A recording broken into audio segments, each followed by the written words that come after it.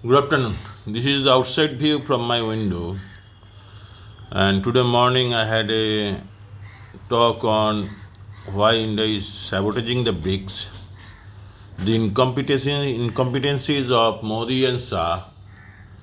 And here I will talk about whatever limited psychological analysis of Modi character, the Prime Minister Modi, whatever character he presents.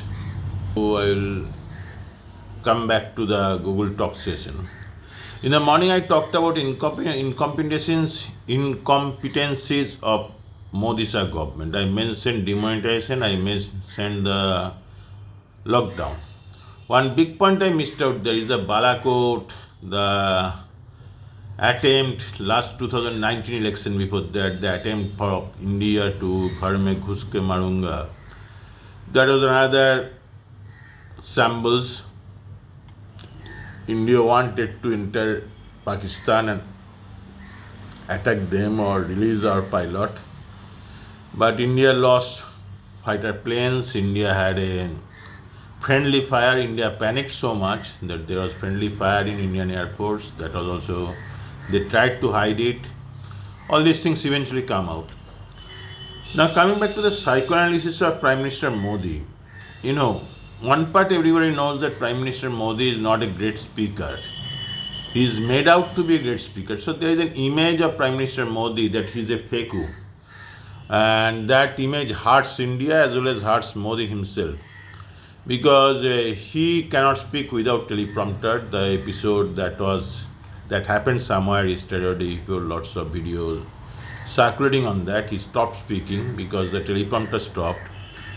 So the question is that, what type of psychology does Prime Minister have? Mr. Subramaniam Swamy often says he is a darpok, he doesn't know anything, he doesn't understand anything, and he has a lot of fear in his mind. He is insecure person. So the question is that he suffers from a lots of inferiority complex. No denying that. He knows that he is not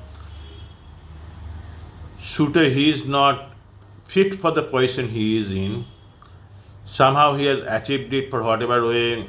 His cunning nature, his shrewd nature.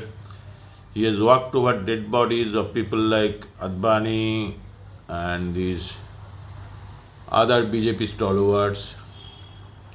And he has been able to manipulate the BJP, RSS in relying on him. And there is some way, the election victories have come and somehow the credit has gone to Mr. Modi. The election victories could have come with good work and good intentions also, not necessarily with bad intentions. The simple point is that Mr. Modi can immediately give an interview to the people of the nations. He is a person of the nation, he is the first person of the nation. He can always talk to press and go for an interview without this prescripted answers given type of aam choose ke khaunga ke kaise khaunga, that type of interview. He can always call for the people. There is nothing wrong. Because he should try it out. Otherwise his legacy will have a black spot in Indian history. He should try it out with good respected journalists like Ravish, Vardarajan, even Karan Thapar, Satdeep Rajdesai. He says that he will break the internet record. So he should call for good journalists and have an interview. Impromptu, spontaneous interview, not prescripted questions or answers, not aam choose ke khaunga kaise, that type of interview. He should try it out. Even if it is a flop show, people will appreciate that. People will appreciate that effort and he can do more and more. That is number one. Number two would be that he should try to speak truth. He knows he speaks false, he lies a lot. The Feku, the name has not come to him because of no reasons. He speaks, the speechwriters play a great role, be it in American history or Indian history. So, whoever had been American speechwriters of presidents or Indian speechwriters of prime ministers and others, they play an important role. But the point and the problem with Mr. Modi is that he doesn't understand what his speech content. It is not only that he is not a great orator. The problem is that whatever is written on the script, unless it is a Hindu Muslim and those mean level talks, like Kabristan or burial ground, whatever, the crematorium. Unless and until it is a divisive talk, it is a mean talk, it is something to communal disharmony, propagate. He doesn't understand what he's talking about. So problem is that he has such a low level of IQ, EQ, or low understanding level, or even no inquisitiveness, that he himself doesn't understand the context. He doesn't understand what he's talking about, what the speech is on, what the economy, the nation's social conditions, Manipur or Jammu and Kashmir, what's happening. He doesn't understand that. That's the problem.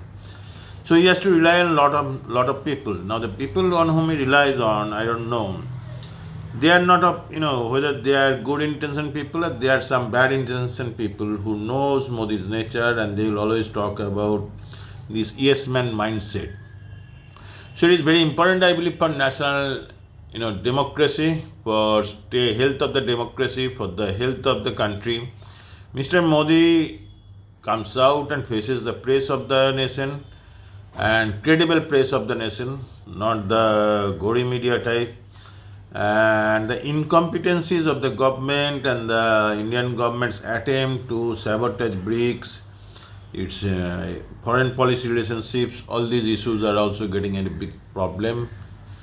And until and unless Mr. Modi comes out, takes himself responsibility for all of these, talks to the leaders of other neighbors, and talks to the leaders. I think he is so scared now, suffers from so much inferiority complex, that fears to call up, say, the Bangladeshi president or Pakistani prime minister or Nepal, Bhutan, Sri Lanka. Forget about Xi Jinping, he will not pick up the phone even if Modi talks. But the problem is that he has lost so much credibility in the global eye, in the eyes of India, and then on top of that the global eye, that nobody respects him anymore. His nautanki, his theatrics, his drama has gone too far. So everybody takes him as a cheap actor who will do some acting without understanding the importance, the gravity, the seriousness of the situation. These are the issues India faces. I think what he should do is that call for an interview, face the press, face people like Subramanian Swamy, one-to-one talk. Like he can always have an one-to-one talk moderated by somebody like Sardipraj Desai or Ravi or somebody, and say, what's your grudge against me? Swamy, tell me why you are angry, you are upset with me.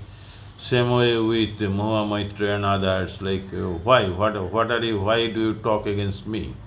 Talk to them, I'm saying. There's nothing in talking to them. If you don't talk to them, if you don't speak to them, then you are fueling all these narratives, and which are true partly or fully, that he is a faku. He doesn't understand. His image of public origin is also a faku. He's simply, concerned about his image. That is not. Image of India is more important than the image of Prime Minister Modi. So Mr. Modi should immediately try to do that.